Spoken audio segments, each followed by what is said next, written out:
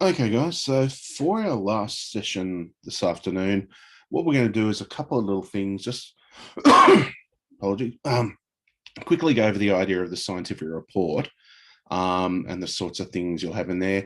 Some of you may have already handed in your reports, which isn't a problem. But the idea that your report is actually something that you're going to be asked questions on in the exam as well. I think for the last 2 years, there's been at least 2 questions. And I can almost guarantee that the 15-mark question will have something in it about your scientific report. So it is a really important part of what's a really important part of scientific process, but it's also a really important part of what you're potentially going to be asked in the exam. So here we go.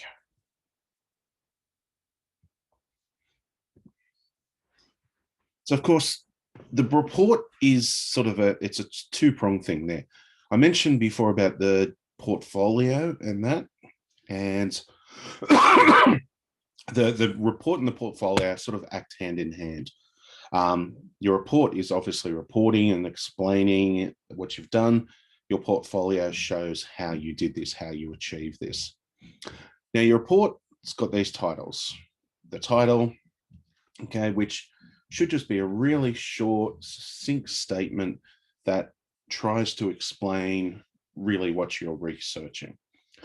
This is followed by the abstract. Now, even though it's the first part of the report, it's actually the part that's written at the end.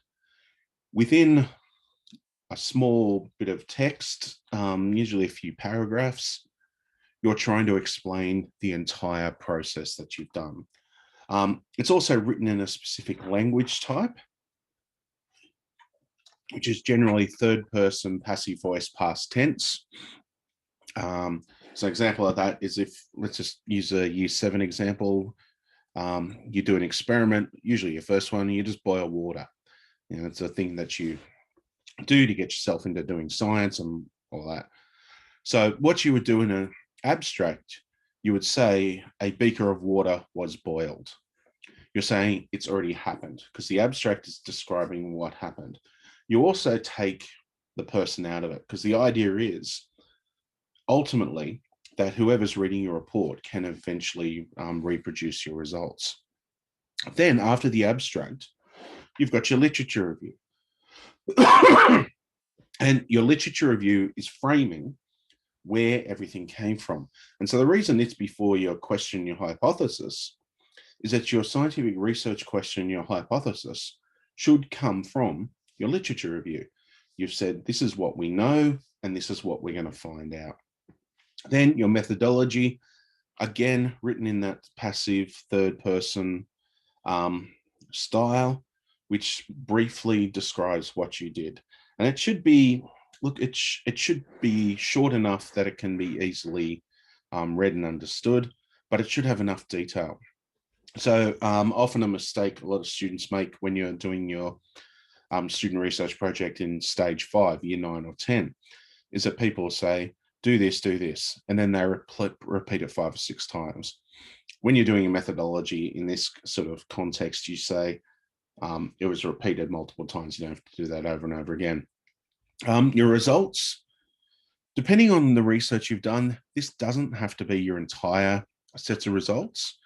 If you've got a really large data set, then you just have to put in a summary of your results.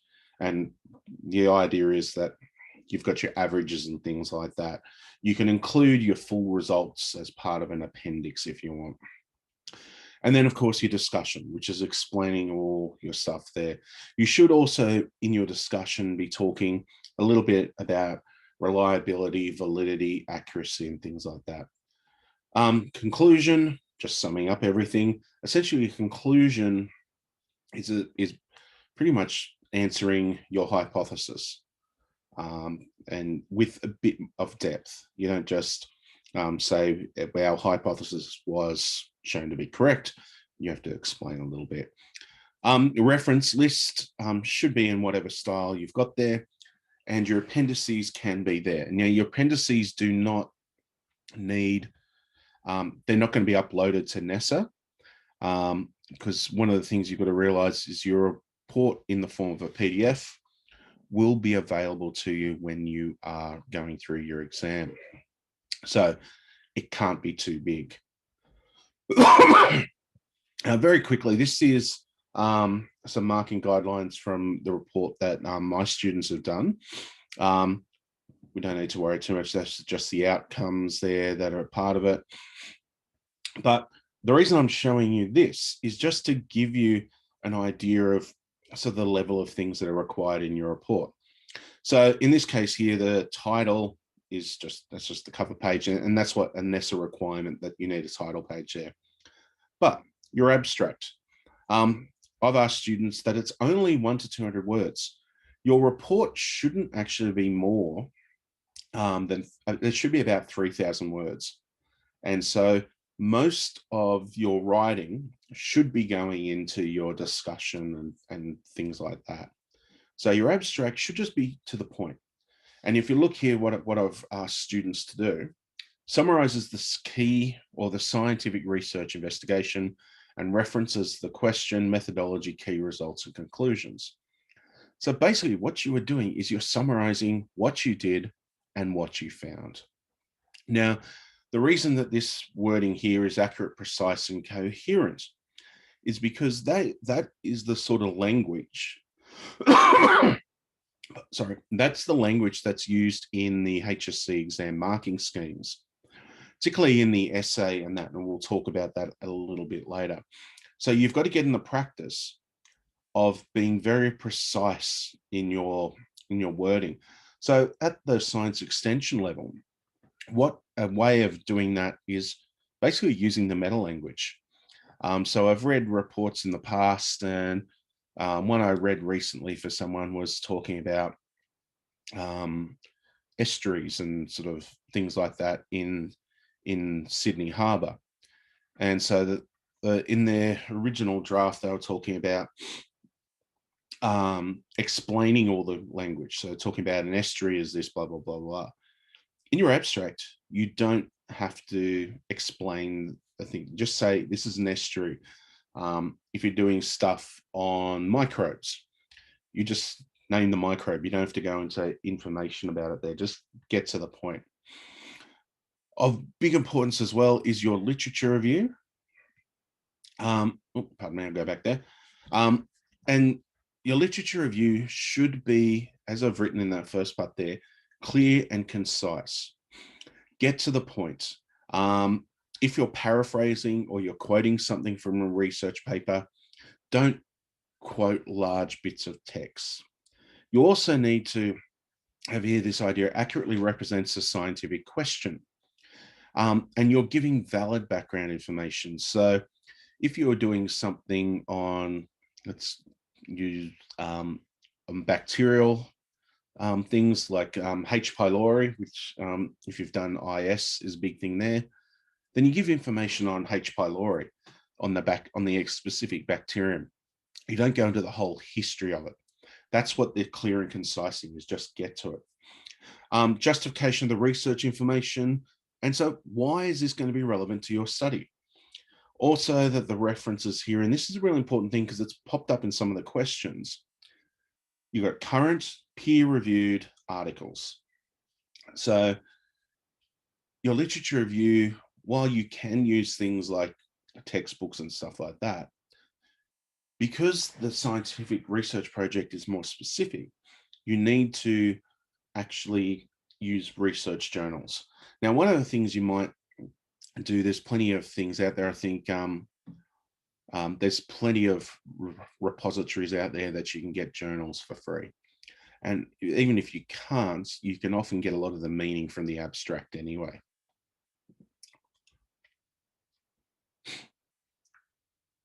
The research question, and this is a really important part as well.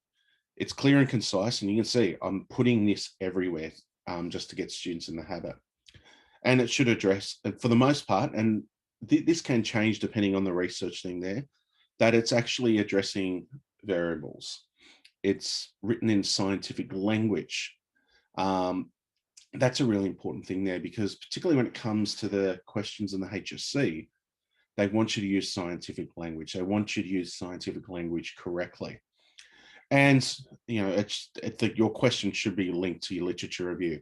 And if it's not directly linked, that means your literature review is wrong. You need to go back and have a look at that. Now, your hypothesis. And this is something that's a little bit different to what you've probably done in the past. To do a proper scientific hypothesis, what you really should be doing is looking at the fact that you've got the variables.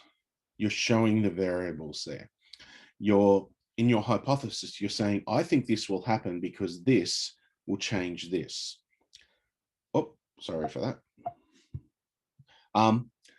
And that you can establish a relationship. So it's a relationship that can be tested. So, you know, you can't just say, I think this will happen, but I'm not going to test it. And again, your hypothesis has to be linked to information in your literature review. And this is where it's showing the literature review should be a central part of what you're doing here. When we are talking about your methodology, so the one thing there, again, clear, concise manner. Get to the point. It's one of those things, I can't remember, but it's an old author's quote or something saying that, like, a good writer will say something in the fewest amount of words that they can do it.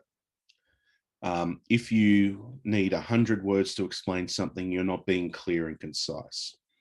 And again, that third person, passive voice, past tense. This was done to this. You're not, the idea of the report and the methodology in the report is that this person is taken completely out of it. Also, it's logical. So as the person's reading it, they can see you've moved from one step to the next. You also have to, in some way there, show that what you're collecting is valid, accurate, reliable. And you know, that's something that's hammered to you in the 2-unit courses as well. Acknowledging systematic and random errors.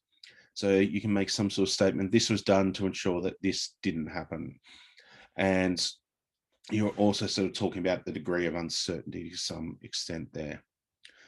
And again, that whatever you're doing, it could be repeated. So if you are doing a first-hand investigation, you describe the numbers. You also describe how you're collecting the information. And probably your last statement is that you describe the statistical tests that you're providing to do your to test your hypothesis.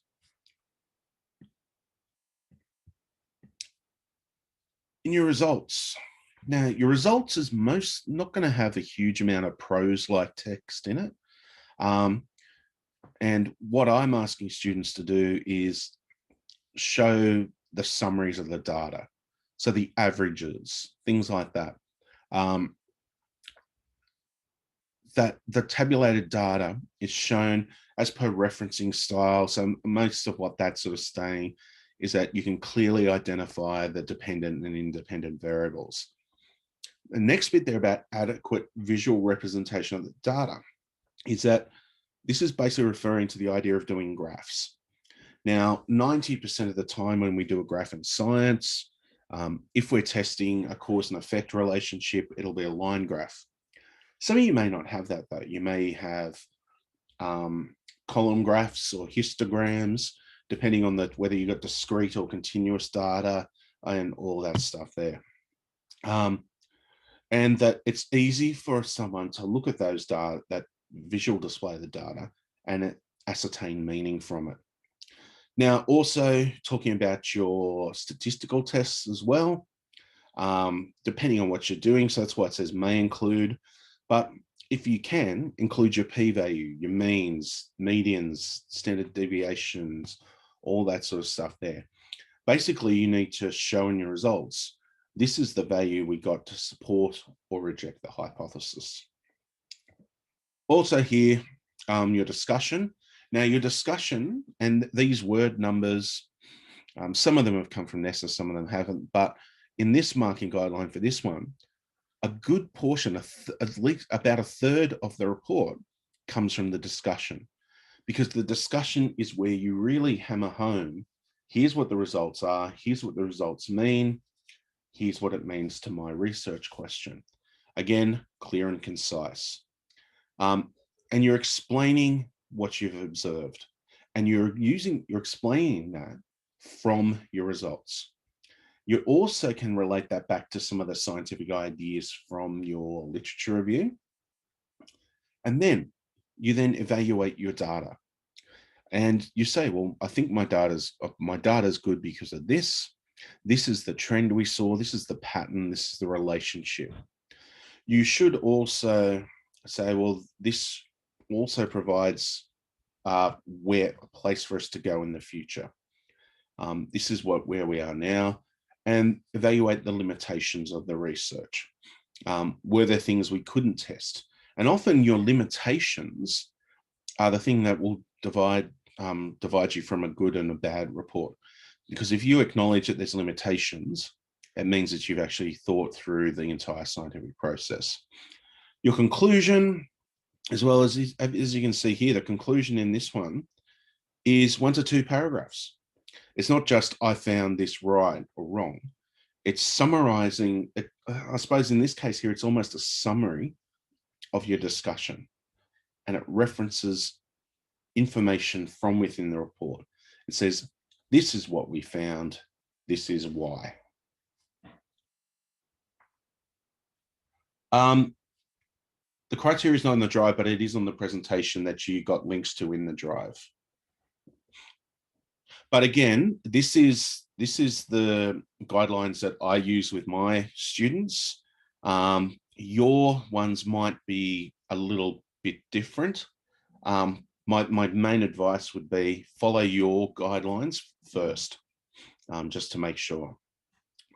And another thing I throw in there is that, and this is from NESA as well, they want the text to be a certain size, certain fonts, certain spacings and all this, so that they can actually go through, and when they process it, not that anyone at NESA is actually reading your report.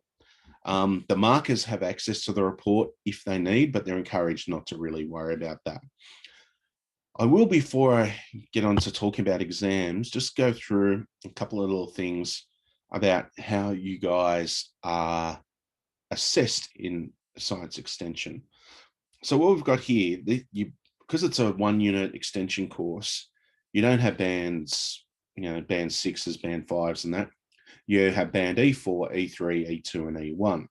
And so NESA provides statements about what a band E4 student does.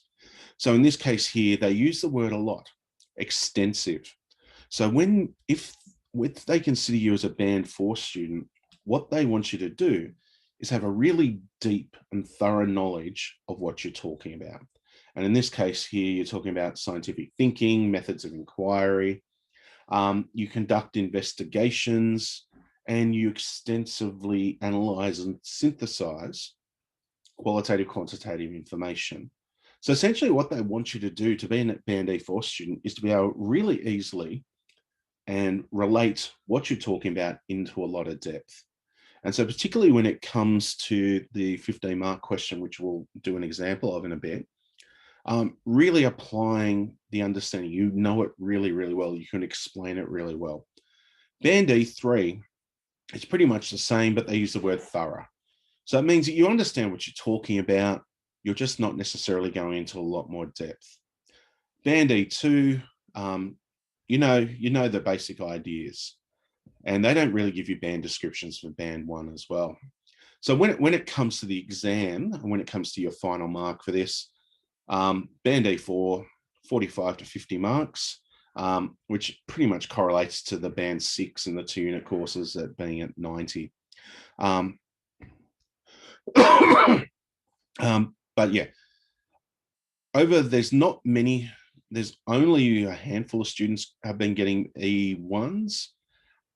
A few have been getting E2s, but the majority of students have actually been around the E3 mark.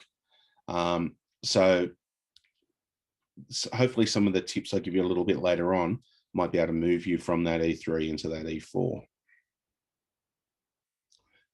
Now, one of the things here in terms of your project and that there are three things they're worried about. The planning. And so last year, the 15-mark question was referring to the planning process. It was a question talking about a scientific proposal to do some research. And so what you need to be able to do is say, well, I understand what planning means. If to do a plan of an investigation, I need to do this, this, and this. The other one there, next one, collecting data. And I've got a feeling that this might be what they asked the 15-mark question on this year, because the previous 2 years have been planning and reflecting. So it might be a thing this year where they ask you, give you an example of an investigation that's collected data, and you might have to make some judgments on how well or how poorly that data has been done. And finally, you've got to reflect on the process. What you should be able to do is take what you did in your SRP and apply it. So the questions in the exam will say, here's a scientific process. How did you apply this in your process? And it'll make a little bit more sense when we go into it. So what we're really, really quickly going to do is just have a look at how the exam works.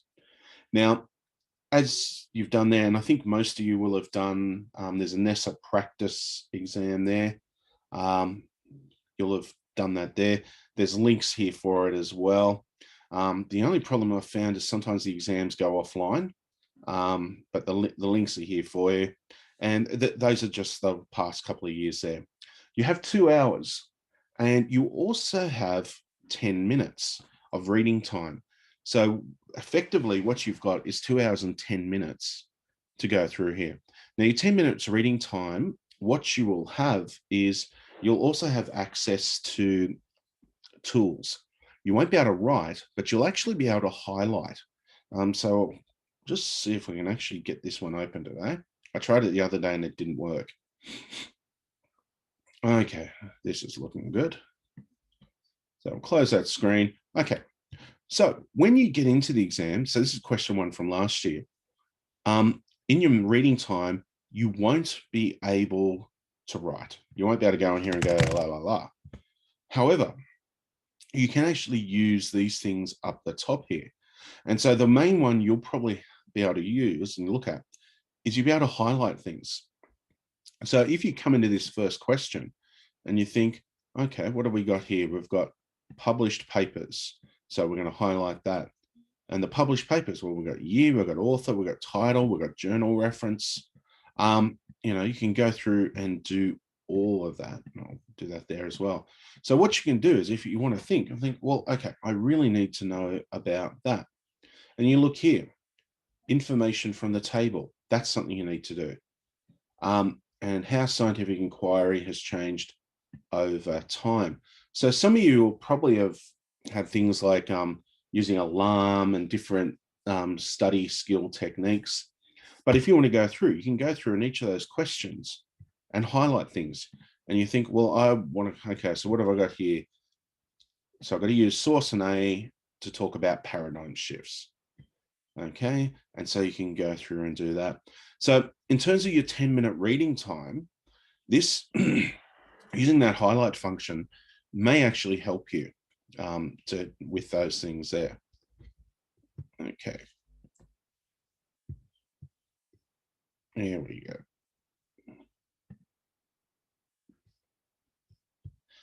It's a problem. You go in and out of this, and sometimes it just craps itself.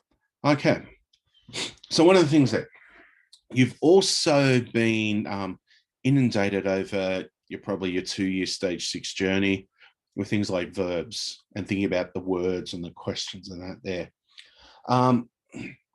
One of the things I've found as well is that you need to practice doing some of these questions. Some of the questions are really complex. And if you look, every single question in the exam has a stimulus. You will be asked to talk about that stimulus. And I'll give you some hints in a little bit about how to actually plan your responses. Also have a think here that for each question, you've got about 2.5 minutes per mark. So if you've got a 5-mark question, you've got about 12.5 minutes. With the 15-mark question, you've got about 36 minutes to do that. So don't get too bogged down in some of the exam questions. So this is the one that we just had a look here on their live exam. And so if you look here, using information table, explain how scientific inquiry has changed over time. And so what you have to do is if you're answering a question like this, in this case here, it's a table. The table's got 4 things, 4 little bits there. So what you need to do is talk about each of those 4 bits. And let me just, and what I'm saying here, extract meaning from the stimulus. How does each bit of information in the column relate? Are these terms given more meaning?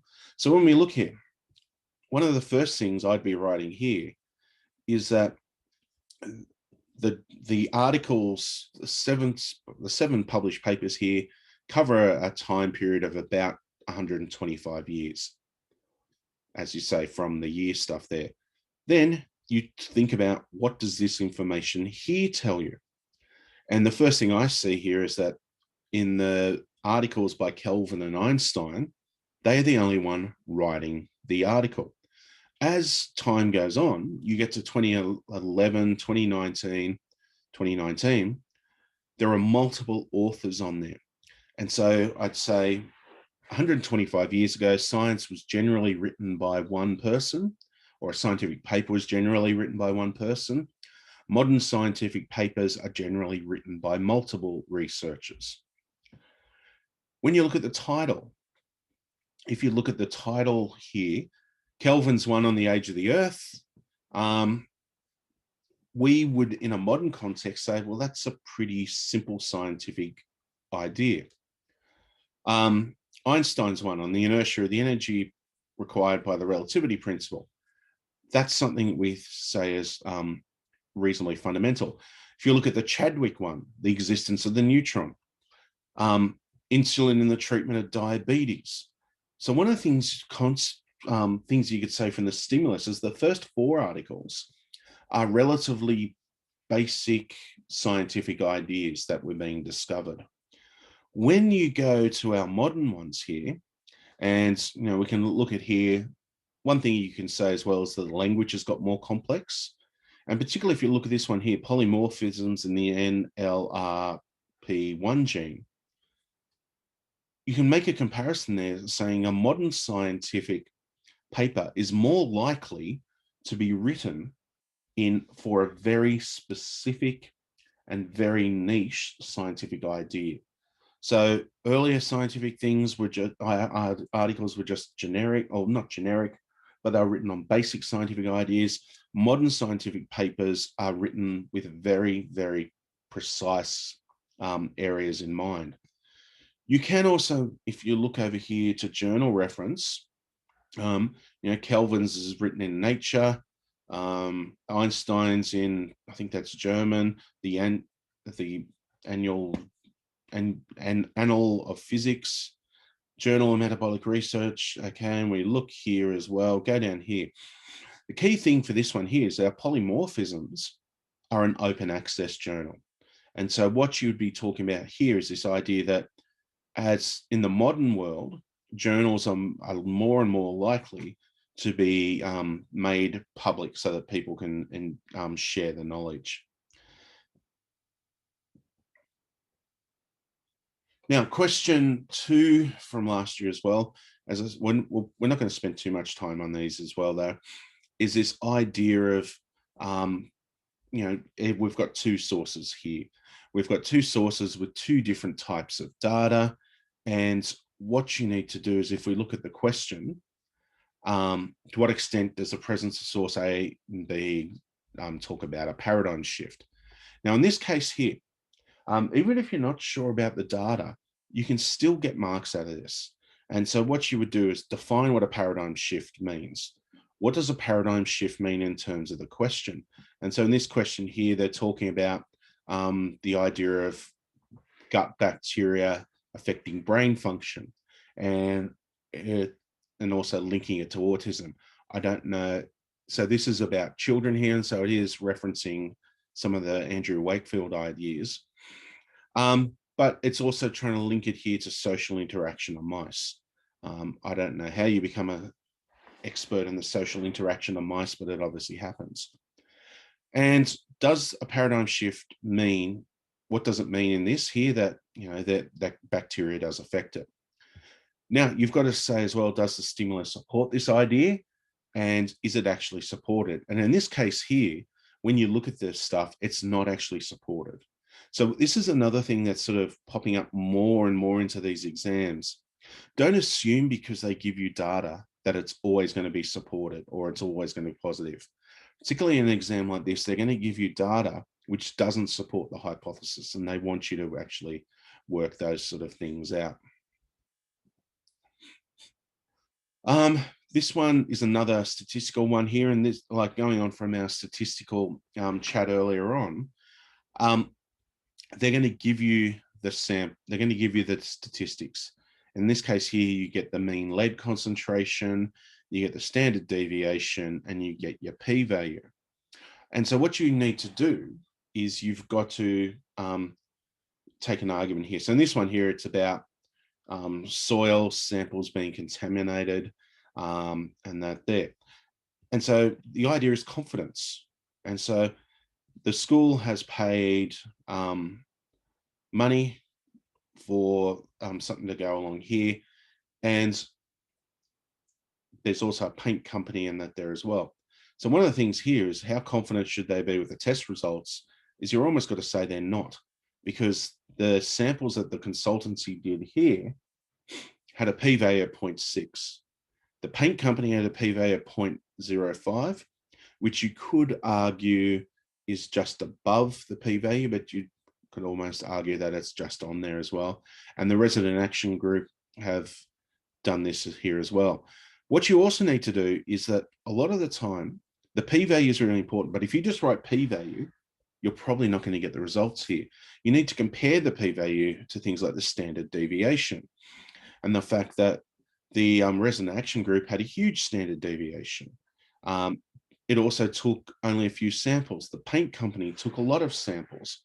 And this is almost like that graph that Sham showed you, where the more data you collect, the more central it gets there. So in this case here, you almost have to say that the paint company's data is actually better than the other data. And again, as I just said there, explain what each bit of data means. You also have an understanding that there's bias. The resident action group do not want industrialization to go ahead. The consultant company, you'd say, would not be biased, but they didn't take a lot of examples, and particularly how that can happen.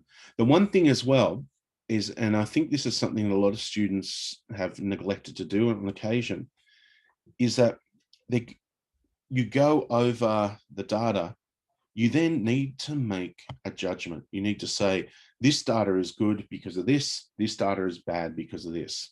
Therefore, therefore the school should or should not be confident in their data.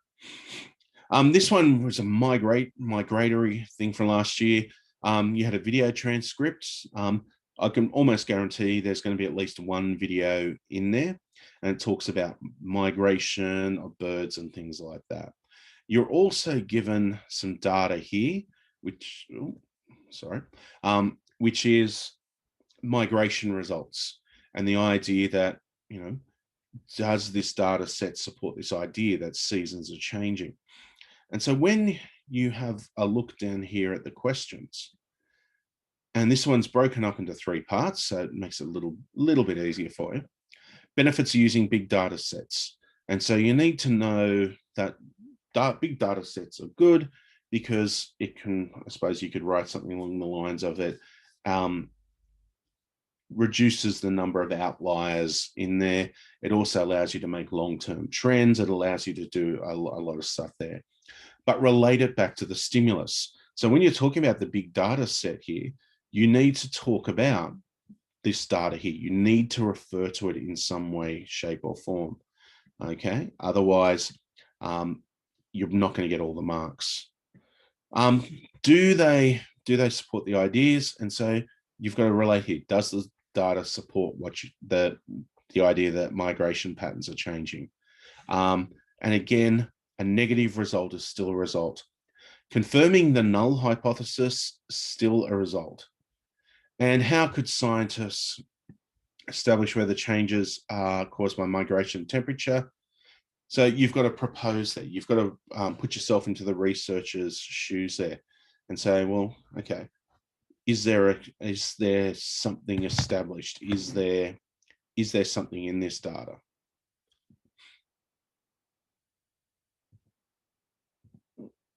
We'll get out of that there.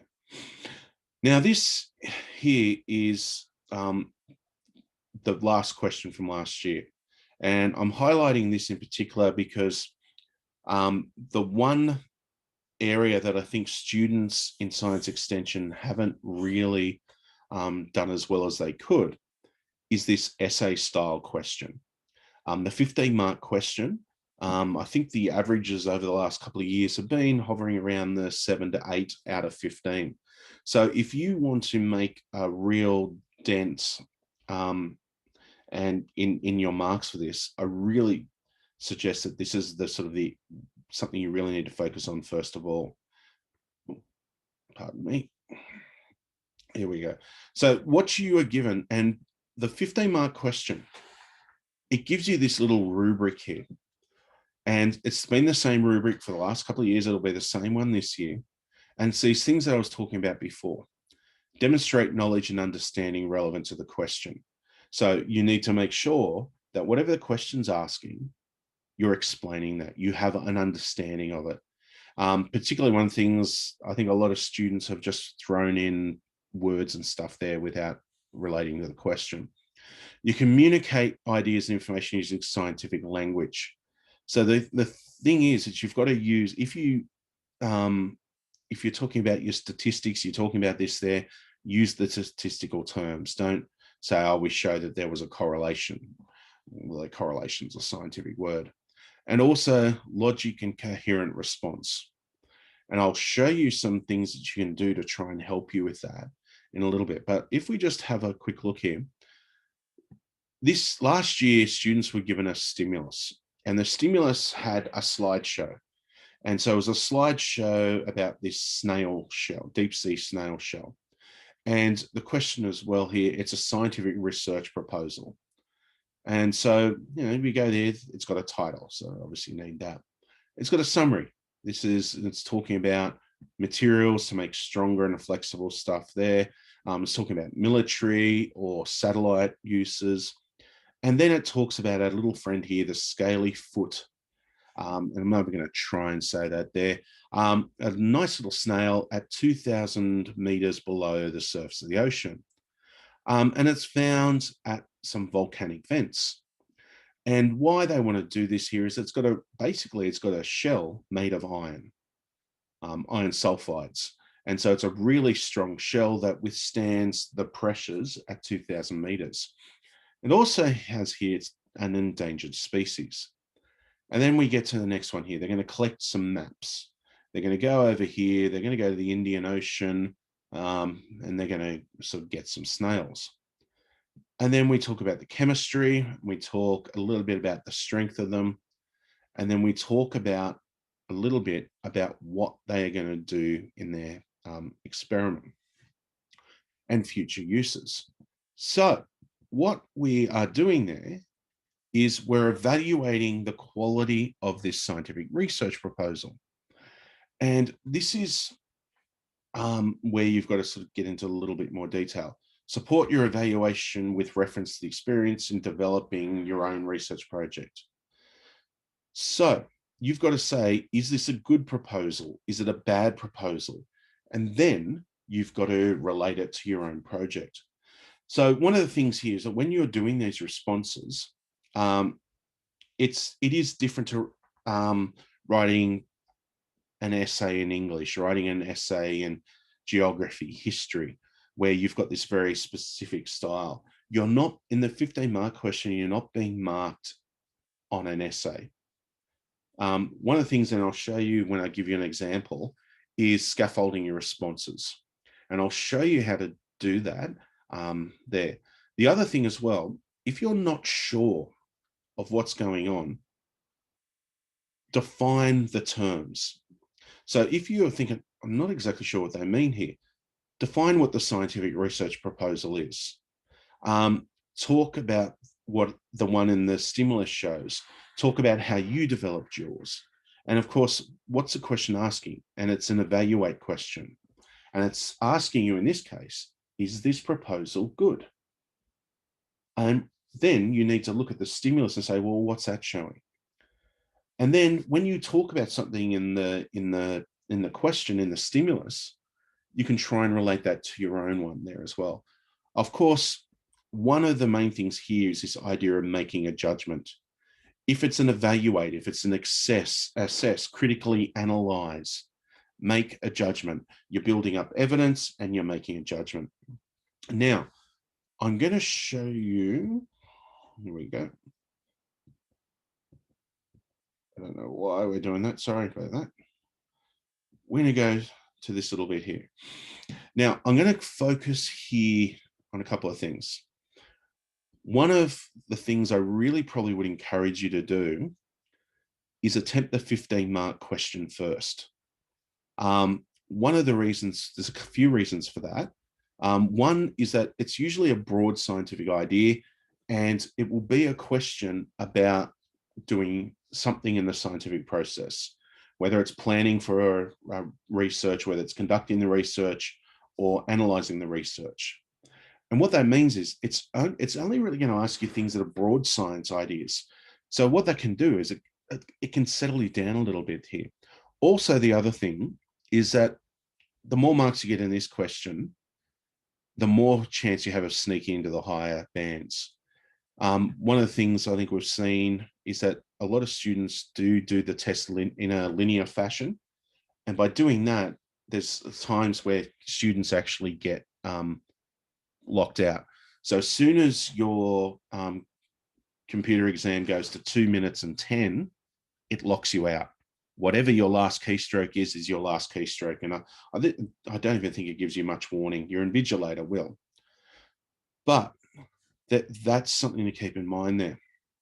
Also, always relate your answer to the stimulus.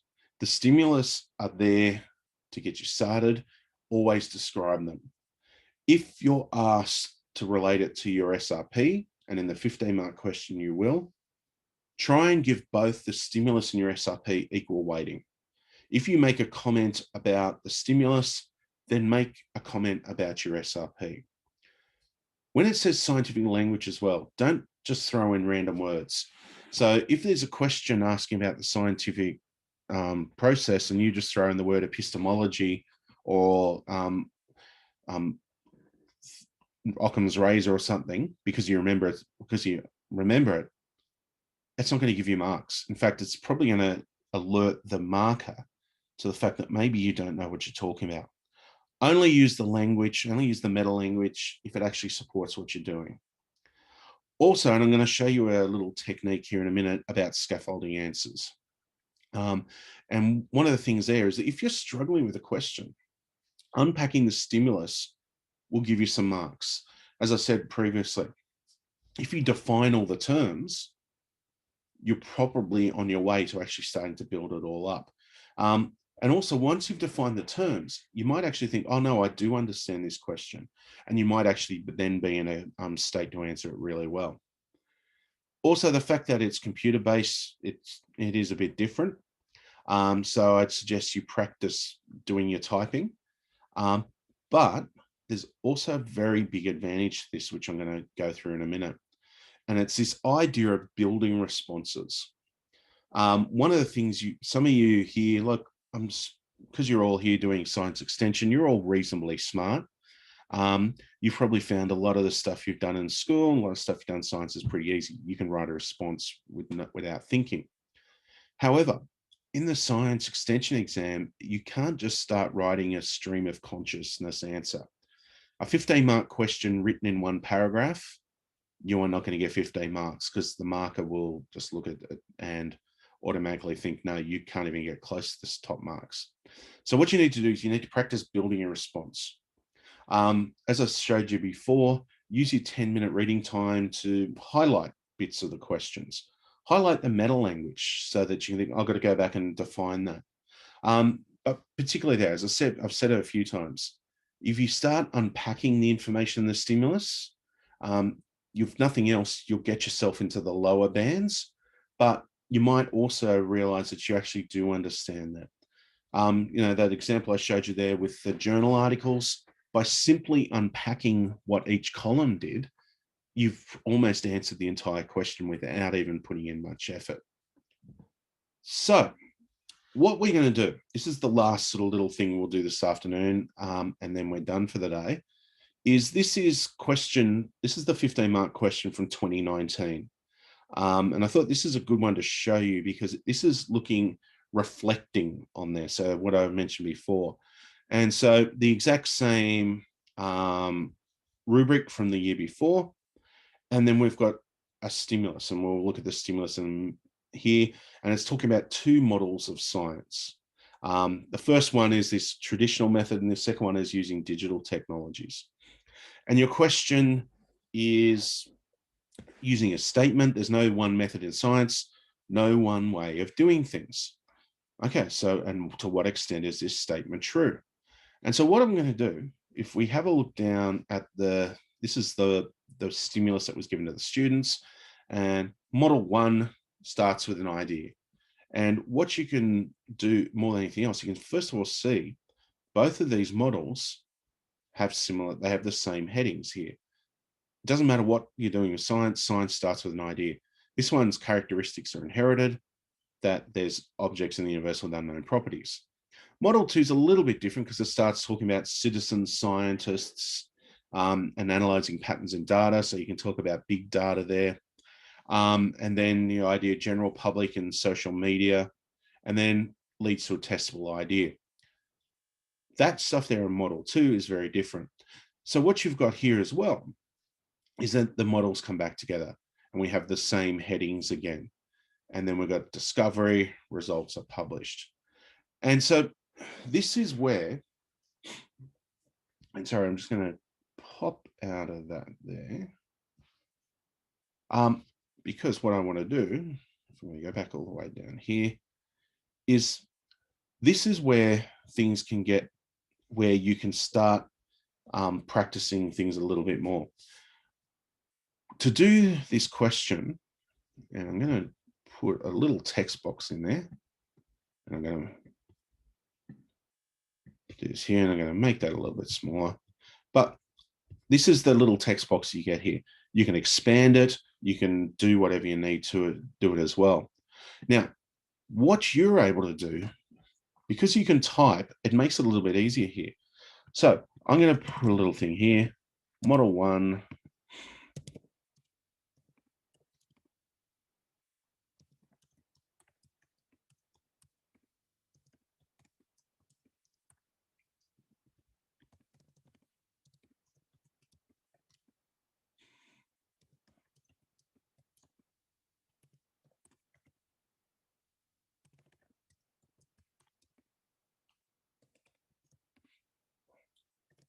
Now, of course, one of the things you can see there, I'm making spelling mistakes. Spelling mistakes don't actually matter too much. I need to get rid of that C. I'm pretty sure off the top of my head it does spell checks and that for you as well, but that's not a little bit too much there. Connected networks.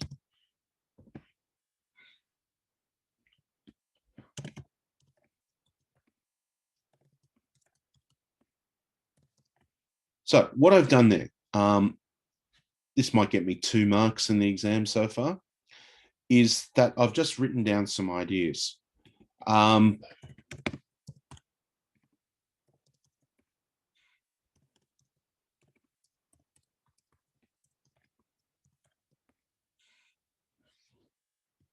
So again, my typing is bad, but I've done there as well. I've also put in stuff about my SRP. Now, I can go back here and can have a look and say, well, I need to write a lot more here. And so I'm going to say worked a long time ago. And so you can,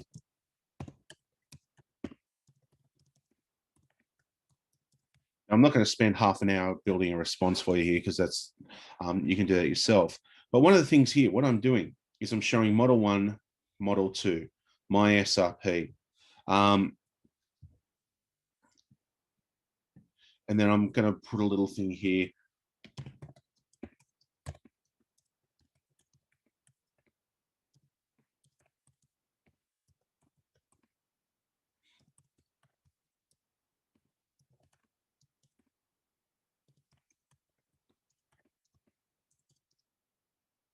So what I've done here is I'm just putting little things here, but I'm going to go back in here. I'm going to say, well, no, I need to write more in this here. What I can also do as well is I can make little subheadings. So in this in there you can underline, you can do all that there. You're probably, oh sorry, Ian, I've turned off the chat thing just for a moment so I can actually see my screen. Sorry about that. Yeah, Ian, or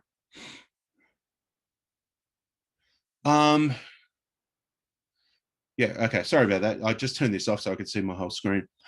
The thoughts on the word limits, they're only suggestions. If you go a little bit over the word limits, not look, if it's the essay style of the 15 mark response here and you do 700 words, no one cares. That's not going to be a problem.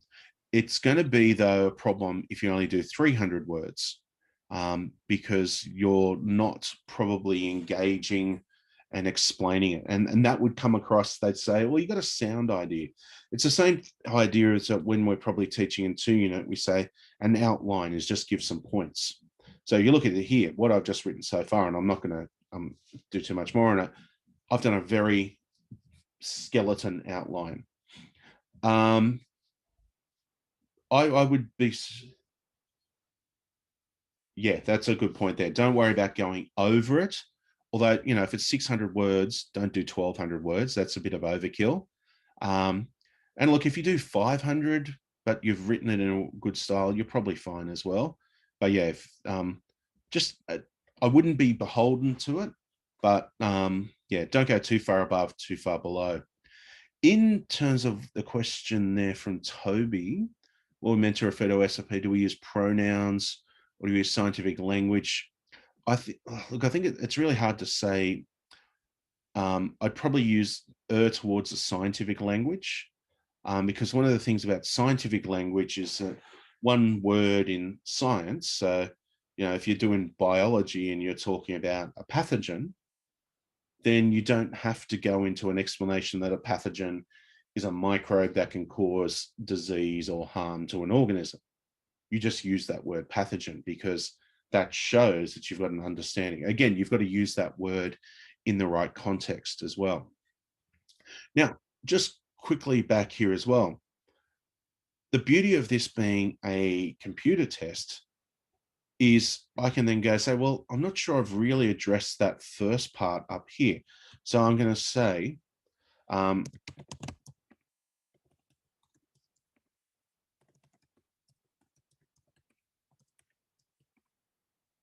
methods to, okay. And so what's good about this is that as I can go on, I could spend another half an hour doing this and I would just add more bits to this response. And by adding more of these bits to the response, you can build it up. And I can go back and say, well, have I supported it with references there? So I need to go in and do more stuff about the models. I need to explain how they're, I'd probably go into more details about how they're similar, how they're different, building up that response there as well. But if you're not sure about it, just by doing this little bare bones skeleton, you might actually think, oh, just wait, I know I need to add this now, I need to add that now. And by doing that, you can then start helping yourself build up a better response. Okay. Any other questions about that?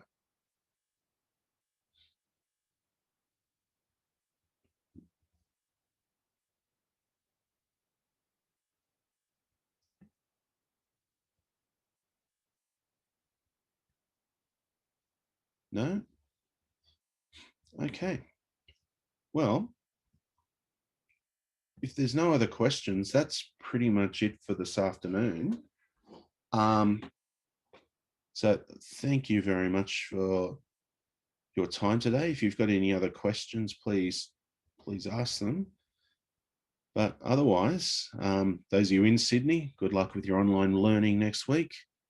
For everyone else, good luck with your exams coming up and good luck with your HSC.